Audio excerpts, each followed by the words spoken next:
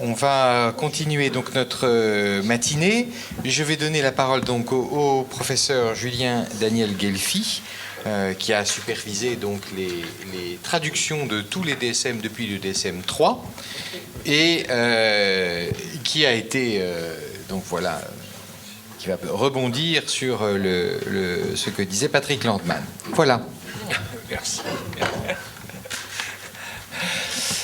Merci bien. Bon, alors, c'est un peu confus dans ma tête parce qu'il y a tellement de choses à dire.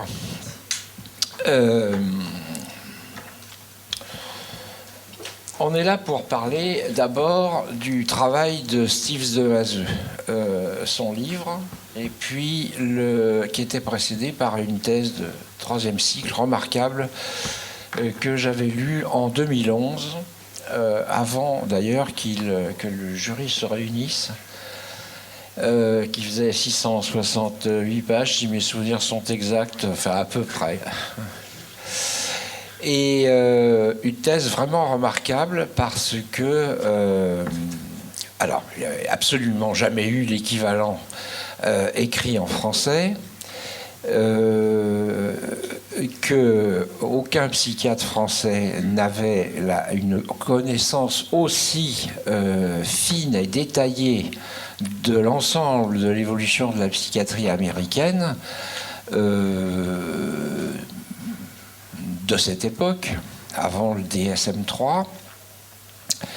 Et puis parce que le fait que ce soit un philosophe des sciences et pas un psychiatre qui ait fait ce travail, en soi était une très bonne chose, parce que nous sommes quand même plus ou moins prisonniers de nos modèles, enfin des modèles qu'on nous a inculqués. Et en psychiatrie, pendant très longtemps, comme vous le savez, on a bien opposé, enfin je dis, mais c'est pour finir, hein, on a bien opposé les psychodynamiciens, la psychanalyse avec le comportementalisme, etc. Et on a beaucoup de mal en psychiatrie à sortir de ça, même si de temps en temps on pense qu'on en est sorti, c'est pas vrai, parce qu'il arrive un événement qui nous remet absolument dans cette problématique. Et les philosophes des sciences sont moins prisonniers de ça. Et ils ont d'autres limites, hein, mais ils sont moins prisonniers de ça. Donc, le fait que ce soit un philosophe qui se penche sur l'évolution de la psychiatrie américaine et qui a conduit au DSM-3, c'est un plus énorme. Il se trouve qu'en plus, l'auteur est doué et que donc son travail est vraiment remarquable. Quand le jury s'est réuni, que tout le monde l'a félicité, moi, je n'étais pas dans le jury, mais j'étais dans la salle, et tout le monde lui a dit, il n'y a plus qu'une seule chose à faire maintenant, c'est transformer cette espèce d'énorme pavé en livre abordable de 200 pages. Et ça, c'est une opération toujours extrêmement difficile, qu'il a réussi à mener à bien en 2 ans. Bon, c'est aussi remarquable. Alors, moi, c'est vrai que je baigne dans le DSM depuis 1980, ce qui fait quand même un certain temps. C'est vrai, ce que Landman a dit, que j'ai dit que je ne me servais pas du DSM dans ma pratique clinique, c'est vrai, mais en mettant cet exemple, c'est malheureux, il est parti, mais il a ajouté Julien Daniel Guelfi pense que le DSM-3 n'a pas d'utilité clinique. Alors, c'est une légère différence par rapport à ce que j'avais dit, et ça peut paraître effectivement comme une critique énorme du DSM, alors que dans mon esprit, ça n'en est pas une. Alors, moi, effectivement, j'ai fait ma psychiatrie jusqu'en 65-69, et j'ai été chef de clinique de 70 à 77. Bon, donc, je n'ai pas été pourri par le DSM-3, qui est né, lui, en 1980. Je n'ai pas l'impression, depuis 1980, que je suis empêché de penser. Alors que j'ai consacré une grande partie de mon activité professionnelle à cet ouvrage. Je dis ça parce que beaucoup de gens se sentent empêchés de penser par le DSM. Alors, ou bien je le suis, mais au point que je m'en rends même plus compte, vous voyez, ou bien ça ne me concerne pas trop. Ça ne veut pas dire que ça n'arrive pas chez certaines personnes. Je crois en effet qu'il ne faut pas que tout le monde fasse du DSM ou se serve du DSM. Et ça représente certains dangers pour beaucoup de gens. Ça, je suis complètement d'accord. Moi, je n'ai pas eu l'impression que ça avait modifié ma clinique, ma pratique, et c'est vrai que en 1980, finalement, j'avais 10 ans de psychiatrie déjà. Et depuis, je n'ai pas l'impression que ce travail ait modifié ma pratique. Et je n'utilise pas en clinique le DSM. Quand il m'arrive de participer à une recherche clinique et puis qu'il y a des grilles, des échelles, etc., je coche, je fais comme tout le monde. Enfin, tous ceux qui cochent.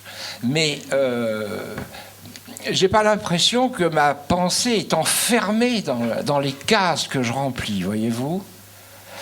Alors, je dois dire que je suis pas n'importe qui. J'ai été formé dans un service sous la responsabilité d'abord du professeur Delay, puis après du professeur Pichot, qui est quand même un service un peu particulier en psychiatrie. C'est un service dont le chef était celui qui a fait rentrer les tests mentaux en France, celui qui a milité toute sa vie pour l'utilisation des échelles d'évaluation. Et ça, c'est vrai que j'ai été marqué par ça, et que je suis un fervent défenseur de l'utilisation des échelles d'évaluation. Or, comme vous le savez, DSM et tout ça, c'est très très informatisé, ça ressemble à des échelles un peu. Hein. Donc, j'étais peut-être pas marqué par le DSM-3 qui n'existait pas, mais j'étais marqué quand même par la psychopathologie quantitative, par mes maîtres qui m'ont enseigné qu'il pouvait y avoir un intérêt à utiliser des échelles d'évaluation, je le confesse. Bon. Donc ça, c'est pour me situer par rapport à DSM. Alors, le travail de Mazeux, remarquable, sur l'histoire américaine, cette histoire-là, la position des Américains par rapport au diagnostic psychiatrique dans les années 60, remarquablement décrite, le désintérêt pour le diagnostic, la stupeur quand ils se sont rendus compte qu'ils faisaient 2 fois plus de diagnostics de schizophrénie que les Anglais pour les mêmes malades, ça a été pour eux une prise de conscience, mais énorme, et qu'ils se sont dit, il y a quelque chose qui ne va pas, il faut faire quelque chose. Alors que nous, on ne s'en rendait pas trop compte, on s'en foutait complètement. Les psychiatres français ne s'intéressaient pas trop à ce genre de choses. Hein. Mais les Américains, oui. Ils ont pris des décisions de changer quelque chose pour améliorer. Vous voyez, ça s'est passé vraiment au tout début comme ça. Hein. Et c'est ça qui a conduit au DSM-3. Alors maintenant, deuxième point, qui, je pense qu'il faut le dire, ça n'a pas pour l'instant été dit ce matin. Deuxième point, c'est que beaucoup des critiques qui sont adressées au DSM-3 ont été reconnus comme limite de l'outil lui-même par les auteurs du DSM-3. Et aujourd'hui, on leur reproche que leur outil est imparfait, est un échec, n'apporte pas des connaissances, n'a pas été capable de trouver l'éthiopathogénie des troubles mentaux, alors qu'ils l'ont écrit, que c'était parce qu'on n'avait pas de connaissances suffisantes sur l'éthiopathogénie des troubles et qu'on était très mauvais en matière de diagnostic, ou en tout cas d'homogénéité dans les diagnostics portés, qu'il fallait faire quelque chose. Donc il faut lire et relire, non pas forcément le DSM-3 lui-même, mais les 20-30 pages qui précèdent dans le livre, l'introduction, le pourquoi, les objectifs, les limites, tout est écrit. Et donc je ne supporte pas bien certaines des critiques adressées au DSM, et y compris d'ailleurs dans certaines expressions utilisées par de Mazeux dans sa thèse, pas dans son livre, parce que entre la thèse et le livre, il a continué à progresser, et certaines choses que j'avais trouvées excessives dans la thèse sont plus dans le livre. Bon. Autre point positif pour cet ouvrage de Mazeux, j'entends, c'est ce qu'il a apporté aux psychiatres comme information sur l'apport potentiel des philosophes des sciences dans notre discipline. Et ça, avant d'avoir lu ça, j'étais pas trop branché philosophie des sciences. Épistémologie un petit peu, mais même quand je réfléchissais en termes d'épistémologie, je ne pensais pas en termes Thornton, Fulford, des gens comme ça, Blatchfield, dont j'avais jamais entendu parler avant de le lire. Donc ça m'a ouvert l'esprit. À propos de la philosophie des sciences et de William Fulford l'anglais, là j'ai eu une réflexion grâce à lui sur les jugements de valeur. L'intérêt quand on fait une procédure de raisonnement qui conduit à un diagnostic, quand on utilise des critères diagnostiques, de ne pas se contenter de vérifier si les patients répondent ou non aux critères, à la définition concrète du symptôme, mais à réfléchir aussi sur les jugements de valeur que l'on peut avoir à propos de telle ou telle définition. Alors, ce n'est pas lui qui l'a inventé, c'est ni de Mazeux ni Fulford qui ont inventé ça.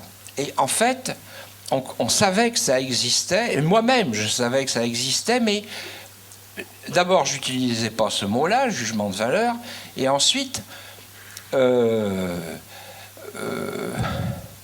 je m'en préoccupe pas dans ma vie quotidienne. Alors c'est peut-être un petit peu confus ce que je dis. Qu'est-ce que c'est ces jugements de valeur? Bon, revenons, si vous voulez, au gros problème de la fidélité interjuge des diagnostics. Les Américains du DSM-3 ont privilégié cet objectif-là en disant il est impératif de se mettre suffisamment d'accord, d'utiliser des mots suffisamment non ambigus pour qu'on augmente les chances que deux psychiatres différents compétents fassent la même appréciation, le même diagnostic. C'est l'objectif principal du DSM. Et toute la critériologie décrite a cet objectif prioritaire aux dépens de la validité. Fidélité, validité, dit il faut d'abord qu'il y ait une fidélité interjuge suffisante. Après, on leur a reproché d'avoir trop privilégié la fidélité par rapport aux validités au pluriel. Le DSM, bon, existe, le DSM-3 existe, on fait plein de travaux, essentiellement des travaux sur la fidélité et non pas sur la validité. On fait des progrès, on est un peu content, on est moyennement content. On a beau faire beaucoup de travaux, on se rend compte que la fidélité n'est pas extraordinaire. Donc c'est quelque chose qui est difficile. Et pourquoi c'est difficile? En partie parce que, en dehors de la définition des mots qu'on utilise, il y a cette fameuse... le fameux contenu jugement de valeur qu'on met sur les mots. Alors, en fait, je dis que je le savais déjà, parce que dans les années précédentes, quand mon maître Pichot m'imposait des séances de cotation en commun d'échelle d'évaluation en disant qu'il faut impérativement arriver à une même évaluation, à un même diagnostic, etc. On voyait des entretiens, on nous faisait cocher des échelles, et quand il y avait des divergences importantes entre nous, on nous faisait réfléchir aux raisons pour lesquelles il y avait des différences. Et une fois qu'on était assuré qu'il n'y avait plus de différence attribuable au fait qu'on n'avait pas les mêmes définitions des termes, puisqu'on nous avait imposé des définitions, il persistait certaines hétérogénéités dans nos propres jugements et on réfléchissait sur l'origine de ces divergences. Et alors là, eh bien, il est bien évident que c'était ça qu'il y avait. Une fois qu'on élimine les gens qui n'ont pas compris, les gens qui ne veulent pas remplir des échelles, les gens qui n'entendent rien à des définitions simples, et qu'on continue à avoir certaines divergences dans les appréciations, c'est bien qu'il y a un contenu qu'on n'a pas saisi. Et ça, c'est en grande partie des contenus subjectifs pour lesquels on a des jugements de valeur différents. Quand on fait ce constat, ou bien on décide que ça n'existe pas, qu'on ne veut pas le voir, et on va vers toujours plus d'objectivité, et alors on arrive en effet à un truc déshumanisé à un moment. Ou bien on se dit, ben non, il faut en tenir compte, et il faut essayer de parler entre nous de l'origine de ces différences-là. Vous voyez ? Eh bien ça, c'est l'histoire des jugements de valeur et c'est l'histoire de l'apport de ces philosophes. Là, en l'occurrence, c'était un Anglais surtout. Et encore une fois, cette littérature-là, moi, je ne l'avais absolument pas effleurée.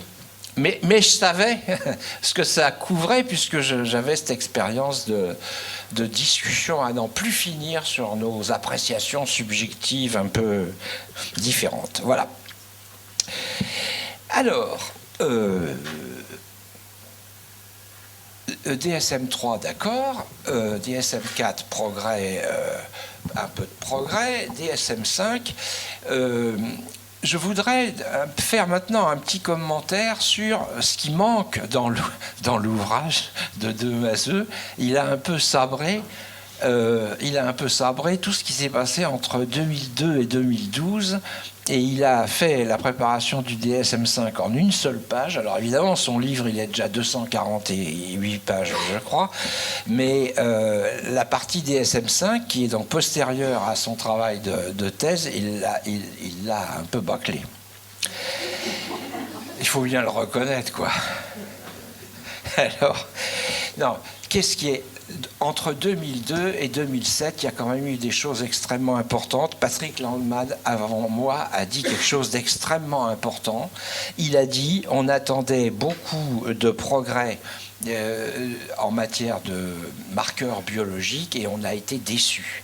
Ça, c'est extrêmement important. En 2002, donc Kupfer, il a commencé à travailler en 1999, mais ils ont vraiment commencé à travailler en 2002. En 2002, il y a eu la publication d'un livre extrêmement important aux États-Unis, Research Agenda for DSM-5, 6 chapitres dans lesquels les auteurs disaient dans quelle direction il allait falloir travailler pour le DSM-5. Ce livre, il est remarquable, il n'y a aucun résultat, aucun progrès dedans. Il dit simplement, vu l'état actuel de la science, voilà dans quelle direction il faut travailler. On va faire des progrès énormes en matière d'évaluation et de mesure dans les années qui viennent. On va faire des progrès énormes en génétique. On va faire des progrès énormes en imagerie. Et on va faire des progrès énormes dans les marqueurs biologiques. Avec ça, et en corrélant ça à notre clinique DSM, on va faire progresser la connaissance en psychiatrie. Le problème, c'est qu'entre 2002 et 2012, il n'y a pas eu suffisamment de progrès faits. Il y a des choses qui ont été trouvées. L'imagerie est en progrès constant, fabuleux. La génétique, il y a des travaux positifs, mais vous le savez, la majeure partie du temps, quand on a voulu repliquer des résultats quelconques de génétique, on ne les a pas repliqués. Donc quand on trouve quelque chose qu'on n'arrive pas à repliquer, nous, scientistes ou scientifiques, on dit il y a quelque chose qui ne va pas. Il est très vraisemblable que ce qui ne va pas, c'est nos agencements cliniques, nos bricolés, nos formes cliniques bricolées, nos découpages cliniques qu'on fait. Donc c'est ça qu'il faut changer. Alors ça illustre. Alors ça me met d'un jour nouveau, je trouve, un peu là, cette histoire de conflit énorme entre le NIMH et l'APA. Là, moi-même, je ne suis pas suffisamment vraiment au courant de tout, moi, là, dans cette affaire. Mais Madame Level l'a dit, et puis quelqu'un d'autre aussi ce matin, il est évident qu'il y a une histoire de gros sous, mais énorme, énorme.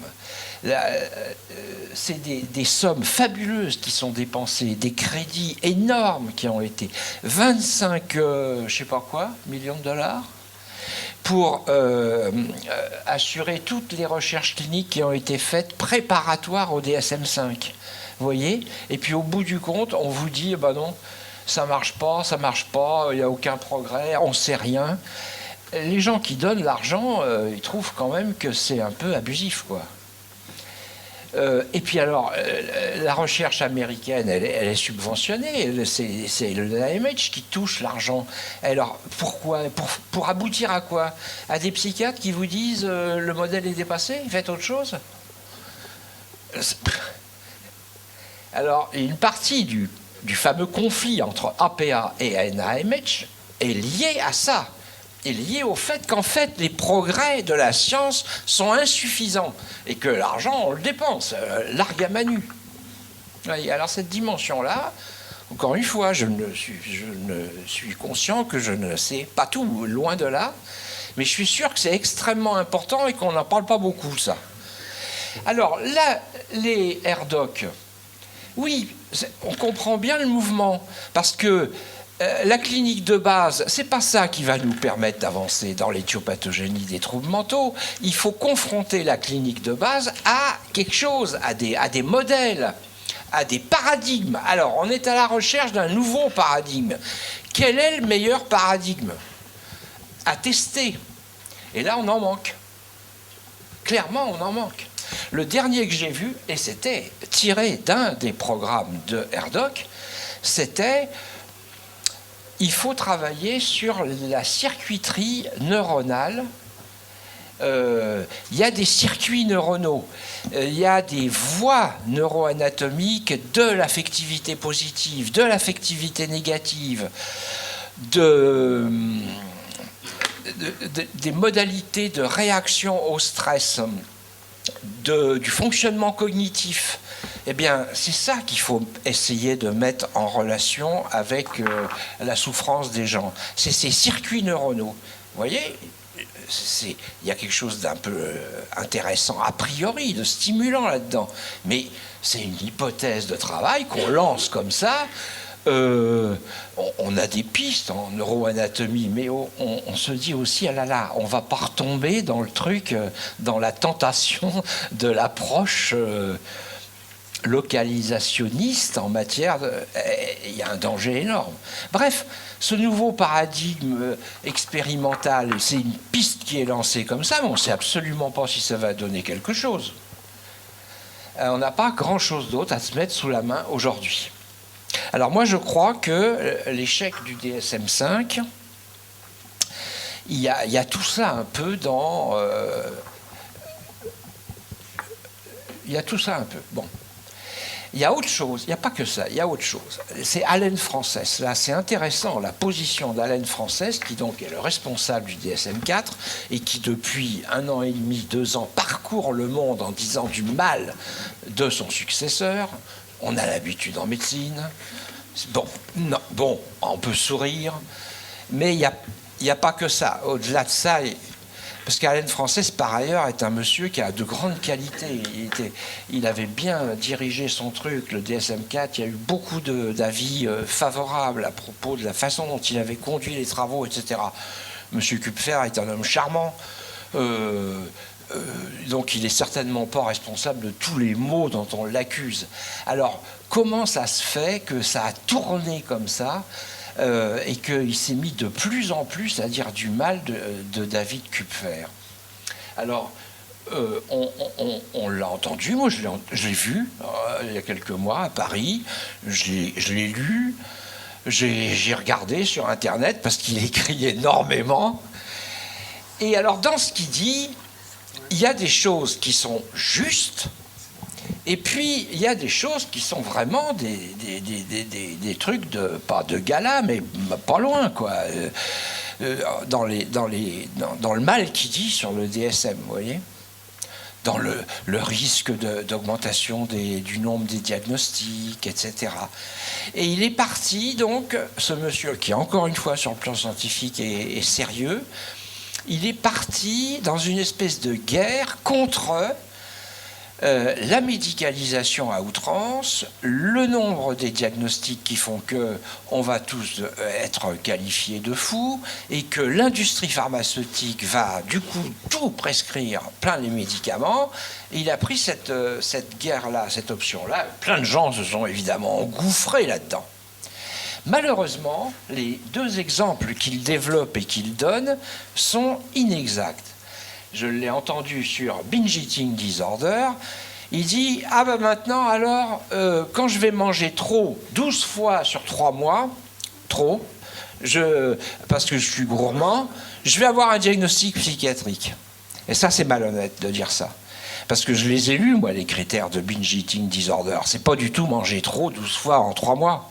C'est pas n'importe quel manger trop, c'est l'hyperphagie, mais de type boulimique, pas n'importe quelle hyperphagie. Et ça, à l'aide française, c'est ça, faut pas rigoler. Donc c'est un argument de mauvaise foi. Je ne peux pas dire autre chose. Donc, vous voyez, il y a des critiques du DSM que je supporte pas bien. J'ai pris cet exemple parce qu'il m'est venu là, il y en a d'autres du même tabac. Et puis ce que vous avez dit sur Big Pharma, je suis complètement d'accord, c'est certainement pas le nœud du problème. Il se trouve que sur le plan médiatique, aujourd'hui, dire du mal des médicaments et de l'industrie pharmaceutique, les gens achètent. Bon, d'accord, mais c'est des critiques de bas étage que je supporte pas bien. Alors maintenant, qu'est-ce qu'il me reste à dire ? J'en reviens à Demazeux. Autre chose de très juste dans ce qu'il dit, alors là, critique du DSM intelligente et constructive, il dit que l'uniformisation qui favorise le réductionnisme est une mauvaise piste et qu'il parle d'oblitération sur le plan épistémologique de l'hétérogénéité de la clinique. Ça, c'est une critique extrêmement justifiée et fondée. Les Américains ont voulu vraiment uniformiser la clinique. Tous les troubles sont décrits de la même façon, de façon exprès, délibérée, hein, alors que nous avons toute raison de penser qu'il y a une hétérogénéité énorme en psychopathologie, et qu'il y a certains troubles qui sont mieux décrits comme des catégories, d'autres mieux décrits comme des dimensions psychologiques devenues excessives. Et dimensions, c'est peut-être pas dans tous les secteurs les mêmes dimensions qui sont intéressées. Donc, il faut sans doute être contre l'uniformisation et la standardisation. Alors que le DSM nous conduit à être de plus en plus pour que tout se ressemble. Alors là, ça, c'est une critique, je trouve, extrêmement importante. Et là, il en a bien parlé. J'arrête. Peut-être avant qu'on... Je voudrais faire une clarification, parce que c'est pas très clair, on parle beaucoup anglais sur les Research Domain Criteria. Pour ce dont il s'agit, il y a deux choses dans le projet. La première, c'est de faire comme si la psychiatrie, c'était comme la cancérologie. C'est-à-dire que jusqu'à un certain point, on décrivait simplement les tumeurs solides, la physiologie des tumeurs, etc. Il y a eu toute une cancérologie pré-biologie moléculaire. Aujourd'hui, on a tellement basculé du côté de la biologie moléculaire qu'au fond, on se fiche bien de la description clinique de ce qui est visible au décours de la maladie, puisqu'on intervient, on essaie de comprendre quel est le mécanisme éthiopathogénique au niveau moléculaire. Et donc, ils prétendent, avec les Research Domain Criteria, c'est le premier axe de travail, faire cette opération qui a été faite pour la cancérologie en psychiatrie. Bon. Et effectivement, du coup, savoir qu'il y a des gens qui ont des symptômes comme ceci ou comme cela, ça n'a plus d'importance, ça n'a plus d'intérêt. Le problème, et la deuxième chose qui est ambiguë d'ailleurs, parce qu'ils disent les deux choses, c'est que par exemple, on dit, voilà, il y a deux spectres hérités de la tradition classique, il y a le côté trouble de l'humeur, le côté schizophrénie par exemple. Vous mettez par exemple la dépression d'un côté, la schizophrénie de l'autre.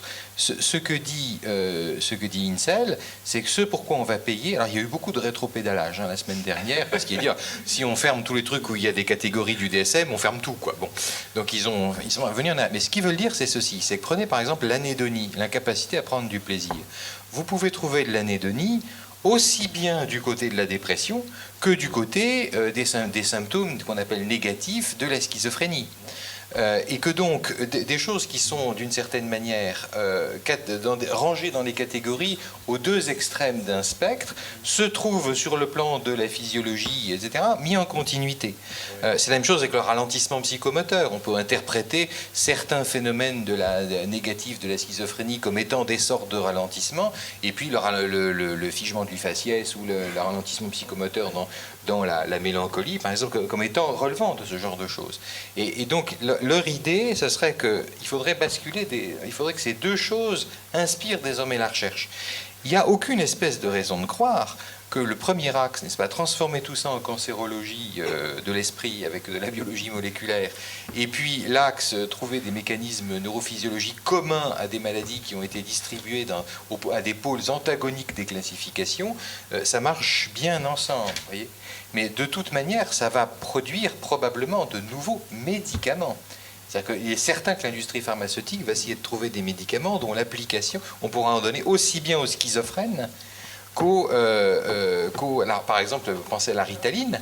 La Ritaline est aujourd'hui prescrite non seulement aux gens qui ont de la DHD, mais aussi aux schizophrènes chroniques, parce que ça aide à la resocialisation. On donne de la Ritaline à Saint-Anne, et ça, effectivement, les gens se réveillent. Les gens se réveillent et font déjà. Ils sont toujours aussi schizophrènes qu'avant, mais ils sont. Ah non, ça c'est très important. Ils sont tout aussi schizophrènes qu'avant, mais la dimension comportementale de leur désinsertion sociale, elle, peut être traitée en leur donnant de la Ritaline. Vous voyez, ça peut être tout à fait interprété comme une occasion d'élargir incroyablement le spectre de prescription de molécules qui jusqu'ici étaient cantonnées à l'enfance. Donc c'est ça l'enjeu du RDoC, et évidemment, ça va créer une tension phénoménale avec la tradition clinique héritée donc c'est en ce sens que le livre, la communication d'Insel est un pavé dans la mare. Voilà. Je veux dire ça parce que c'est peut-être pas très clair pourquoi ici on dit tous que une époque se ferme, parce que ce qui commence ne va plus avoir besoin de ces catégories-là. Mais peut-être que Steve... Là où Insel a frappé fort, c'est que pour lui, considère que le changement à opérer dans la psychiatrie, c'est s'appuyer sur les neurosciences en considérant que les troubles mentaux sont des troubles du cerveau, c'est dit clairement, et il va plus loin, non seulement des troubles du cerveau, mais des troubles des circuits du cerveau. Et donc c'est vraiment le cœur théorique des RDoC, c'est ça, les troubles mentaux sont des troubles des circuits, de la circuiterie du cerveau. Donc voilà, alors... je reviens aux quelques points développés par le professeur Gelfi. Je le remercie beaucoup pour son commentaire, et je suis étonné, mais je voudrais en même temps le mettre en garde de l'avoir converti à Fulford. Je pense que alors Fulford, qui est Fulford, c'est un philosophe et psychiatre anglais qui a fait des choses très intéressantes en Angleterre. C'est par exemple lui qui a une position assez forte et qui a fait entrer dans le cursus des études médicales, et notamment psychiatriques, un peu plus de sciences humaines. Il s'est dit que pour la formation des psychiatres, quelques gouttes de philosophie des sciences, quelques gouttes de sociologie ou d'anthropologie ne leur feraient pas de mal. Et donc en cela, je pense, il a apporté vraiment quelque chose. Maintenant, il est un des grands critiques du DSM, qui ne l'est pas. Donc en Angleterre, il fait partie des opposants au DSM, et sa manière de vouloir modifier ou infléchir le DSM est assez curieuse, puisqu'elle consiste d'une certaine manière à accepter le DSM, mais à vouloir prendre en compte les jugements de valeur qui sont essentiels dans la clinique, quitte à ce que ça fasse un DSM au carré. C'est très révélateur, hein. C'est pour ça que je ne suis pas jusqu'au bout les positions de Fulford. C'est très révélateur d'une épistémologie à l'anglaise, c'est-à-dire d'une épistémologie où on sépare radicalement, et on croit qu'on peut le faire facilement, les faits d'un côté et les jugements de valeur de l'autre. C'est un courant très fort qui considère qu'on peut faire clairement ce partage.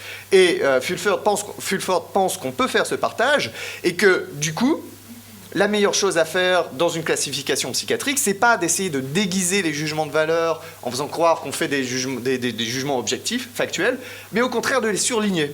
Donc si vous voulez, pour simplifier un peu, l'idéal d'une bonne classification pour Fulford, ce serait un DSM où vous stabilotez, vous soulignez, vous surlignez les passages qui sont délicats pour le clinicien, où en réalité il y a des jugements de valeur qu'il est peut-être amené à poser à son insu. Donc il soulève de très très bons problèmes, de très bonnes questions. Bon voilà, après on peut discuter de savoir si la solution qu'il propose est vraiment pertinente. Steve, oui. Donne l'exemple du schizophrène qui devient Alors, religieux. Donc pour prendre un exemple que Fulford reprend à chaque fois, qui est un très très bon exemple pour le coup, il montre que si vous devez... Alors il prend l'exemple d'un schizophrène, enfin d'un patient d'une quarantaine d'années qui va très mal dans sa vie, qui a des problèmes conflictuels au travail, etc. Et qui, une nuit, a un petit épisode mystique, en tout cas, voilà, il y a des gouttes de cire, je crois, qui tombent sur une Bible et qui lui indiquent quelque chose, etc. Bon, ce que Fulford montre, c'est que pour les cliniciens, si on s'accorde aussi bien à la CIM et au DSM, on va dire, pour faire vite, qu'on peut considérer qu'il a vraiment des problèmes d'hallucination, qu'il a un épisode psychotique. Sauf que, pour la CIM, le fait qu'il soit délirant suffit... Alors, vous me faites... grâce du détail des diagnostics, hein, je vais juste à l'essentiel, mais le fait qu'il présente un tableau délirant suffit pour poser le diagnostic de schizophrénie. En revanche, si vous vous appuyez sur le DSM, il y a un critère B qui est important et qui est nécessaire, c'est que non seulement il faut être délirant, mais il faut que le fonctionnement social du patient au cours des 6 derniers mois ait diminué. Or, il se trouve que ce patient, depuis qu'il est un peu délirant, il va beaucoup mieux. Il s'est fait de nouveaux amis, il a monté une chaîne de radio, etc. Il a fait un courant un peu spiritualiste, etc. Mais il va beaucoup mieux, il est beaucoup mieux ancré dans la société, il ne se plaint pas du tout de ses symptômes. Et Fulford donc s'appuie sur ce diagnostic, sur ce patient particulier, en disant « Regardez bien, le DSM dit qu'il n'est pas schizophrène, la CIM dit qu'elle est schizophrène. Qui a raison ?» Eh bien, contre toute attente, c'est le DSM, parce qu'on n'a pas aucune raison de mettre un diagnostic de schizophrénie à quelqu'un qui va mieux qu'avant. Et pourquoi il a raison, bizarrement, c'est contre quelque chose qui ferait hurler les psychiatres américains, c'est parce que le patient va mieux. Et donc c'est cet exemple qu'il reprend très souvent pour montrer qu'il est central de prendre en compte les jugements de valeur, et que, pour le coup, contre toute attente, le DSM a quelque chose de bien, justement parce qu'il y a des jugements de valeur, et le jugement de valeur, c'est d'estimer si quelqu'un va mieux ou pas au cours du temps. Voilà, donc ça, c'est l'exemple que prend Fulford, qui est un très bon exemple pour montrer à la fois le poids des critères et en même temps les enjeux théoriques qui sont aussi derrière le fait de poser un diagnostic. Bon, alors, je terminerai rapidement sur le peu de cas que j'ai apporté dans mon livre sur le DSM-5. Effectivement, j'aborde très peu la question, justement parce que je ne voulais pas me risquer à jouer pour le coup au prophète quand je terminais ce livre.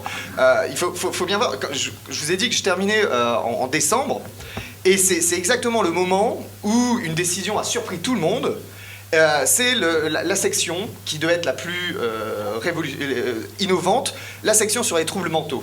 C'était vraiment le symptôme le plus éclatant que des troubles de la personnalité.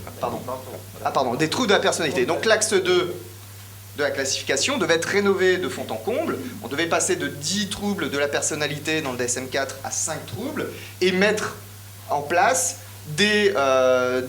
une évaluation très complexe des traits de la personnalité mesurés avec des échelles dimensionnelles, etc. C'est un système extrêmement complexe qui n'était pas du tout testé, pas validé, et qui a soulevé véritablement un tollé. Il y a eu une pluie de critiques qui s'est abattue sur cette réforme, qui devait être une réforme phare du DSM-5. Et avril 2012, septembre, octobre, personne, absolument personne, je crois que vous-même, personne ne savait vraiment quel allait être finalement le système adopté pour les troubles de la personnalité. Pendant un moment, on envisageait même une troisième mouture, un autre système qui serait adopté en toute urgence. Enfin bref, il y avait vraiment un chaos, des divisions très profondes. Il y a des gens qui ont claqué la porte du DSM au dernier moment, quelques mois seulement avant la parution. Et donc, la solution qui s'est imposée en décembre, ça a été, eh bien, on garde les 10 troubles de la personnalité du DSM-4, et puis on mettra le système dans une section annexe. Bref, vous voyez que jusqu'en décembre, en gros, personne ne savait vraiment de quoi allait être fait le DSM-5, et l'une des raisons aussi, c'est parce que c'était tenu en grande majorité secret. Bon, j'ai essayé de me rattraper depuis, hein, si vous êtes intéressé, j'ai écrit 2 articles sur le DSM-5 plus particulièrement, un dans la revue Topic, un autre dans l'information psychiatrique. Donc j'ai essayé de me rattraper quand même sur ce livre avec Patrick Singhi. Et je dirige un livre effectivement avec Patrick Singhi qui sera en anglais et qui sera publié, effectivement, merci de me le rappeler, à la fin de l'année, si on termine si on parvient à boucler ça.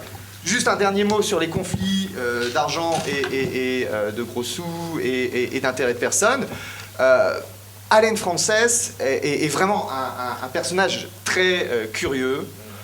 Je l'ai rencontré aussi quand il est venu en France l'année dernière. Et si, bon, c'est dommage que Patrick Landman ne soit plus là, si on s'est un peu querellé aussi, c'est parce que je ne comprends pas. Mais fondamentalement, intellectuellement, je ne comprends pas comment les antipsychiatres, pardon, je suis fatigué.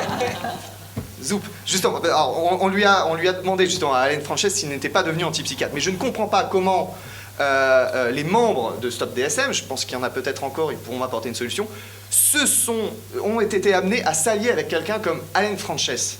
Je vous recommande très chaudement, outre la lecture de mon livre, un livre qui a fait beaucoup de bruit aux États-Unis, qui est le livre de Greenberg, The Book of Who. C'est un journaliste qui a fait un très bon travail et qui m'a appris des tas de choses sur justement les querelles d'ego au sein de l'institution psychiatrique, les questions de gros sous depuis 2006. Donc si vous voulez, c'est la partie que j'ai pas pu aborder. Et Greenberg est quelqu'un de très facétieux qui passe son temps à trahir les confidences qu'on lui fait. Et il passe son temps notamment à trahir les confidences d'Allen Frances, qui lui dit par exemple qu'en réalité il est très content de lui dans le DSM-4 et que si il multiplie les annonces comme quoi il a fait beaucoup d'erreurs, etc., c'est juste pour être un peu crédible, pour mieux attaquer le DSM-5. Donc voilà, c'est très étrange quand même qu'un défenseur historique du DSM, qui est très bien implanté dans la tradition du DSM américain, devienne l'allié le plus solide des gens qui veulent critiquer les fondements du DSM. Voilà, je termine là-dessus. Oui, je voulais ajouter très brièvement 2 choses sur l'histoire des troubles de la personnalité et sur ce qui s'est passé dans les derniers mois de 2012. Il y a d'abord le fait que avoir voulu imposer